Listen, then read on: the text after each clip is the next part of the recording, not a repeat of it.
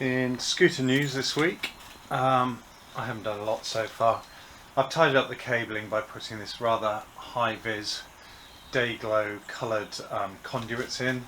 I've used a soft fabricy type one for the brake light switches and harder ones for the binnacles and the controls. I think I like it. If I don't, I can change it at any time to more sober colours, but I'll do for the time being. Today I want to look at the flooring. I have an idea of what I want to do, but I don't know if it's going to work or not. But there's only one way to find out, and that's to crack on and see what we come up with. I have been pounding along and not filming again, making the most of the weather, dodging showers. I've created this sort of I have fabricated this H-shaped frame, which bolts to the existing frame on the bike.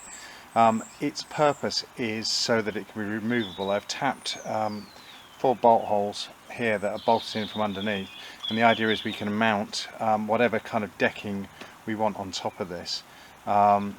So I'm going to experiment with putting in a wooden floor first of all, and if that doesn't work, then it will allow us to mount something like checker plate if we decide to do that later on. But the frame itself is to help bridge this sort of concave gap here. These I don't want to drill into and mess with these structural tubes at all. So this frame allows us to have some sort of changeability. And it's gone pretty well today. My welding wasn't too bad. The grinding's there so that everything's nice and flush.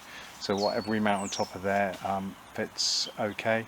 And yeah, it went much better. Once I stopped using magnets to hold things together, I found the welding has improved, and maybe just practice.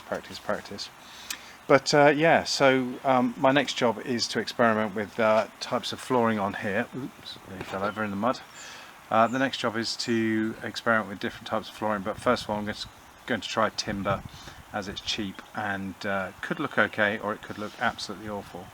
So I'll bring you back when I've got something a bit more definitive to show you. It's the end of a long and not very productive day today. I was originally going to timber the whole baseboard, floorboard, but if I'm honest, it looked a bit rubbish. And also the spacing between the boards just isn't going to work for me. So having said that though, I quite like these running boards, these timber, what are they? These timber decking boards.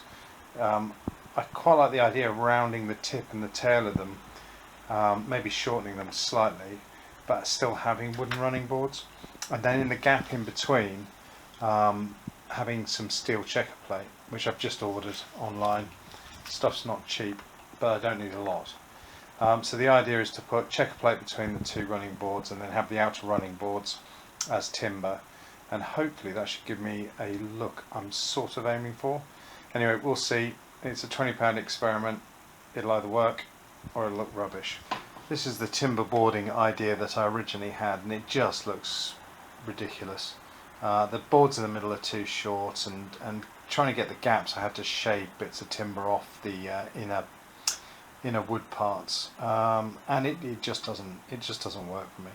So I think the steel checker plate is going to work a lot better, and it'll be a bit more in keeping with the bike project.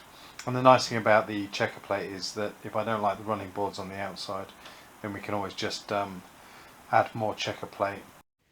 It's a few days later and the steel I ordered has turned up, and this numpty has ordered plain mild steel instead of checker plate, so that's not going to work for me. So I think I'm pretty much going to knock this project on the head until after Christmas. A very rough mock-up of what I want to do with the checker plate. Effectively have running boards and then checker plate in between it. Obviously this isn't the checker plate, but we'll see. I still don't know what I'm going to do. But after the break, I'm going to obviously try and get hold of some checker plate for the flooring area. I've also got to work on this area at the back here. It's a little bit industrial at the moment. I've been sort of toying with the idea of keeping these mounting points for some reason, for hanging something on or mounting stuff on, but I really can't justify anything at the moment. I can't think of a reason why I would need to. One thing I might do when I eventually get hold of some checker plate is replace all this bottom plate here, getting rid of all of this and having checker plate down here with a fold to protect the lock from being picked. Not that it really matters if someone gets under the seat.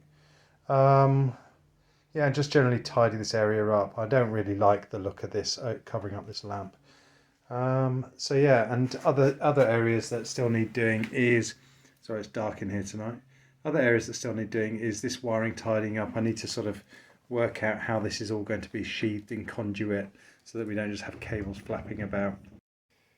Oh, and the other thing I didn't mention was that I ordered some very inexpensive classic style mirrors, I suppose, for it. I'm not sure whether I like the look. I thought it was going to be a lot better than that, but I've got them now, so I'll run them for a little while. I really didn't want to go with some sort of trendy-esque sort of sports bike type mirrors, but in hindsight they might actually work a bit better than these. They are sort of chromed on the back. And I thought that it might work with the headlamp and the speedos and the horn. But anyway, we'll run it for a little while, and if it looks too dorky, then we'll get rid of that.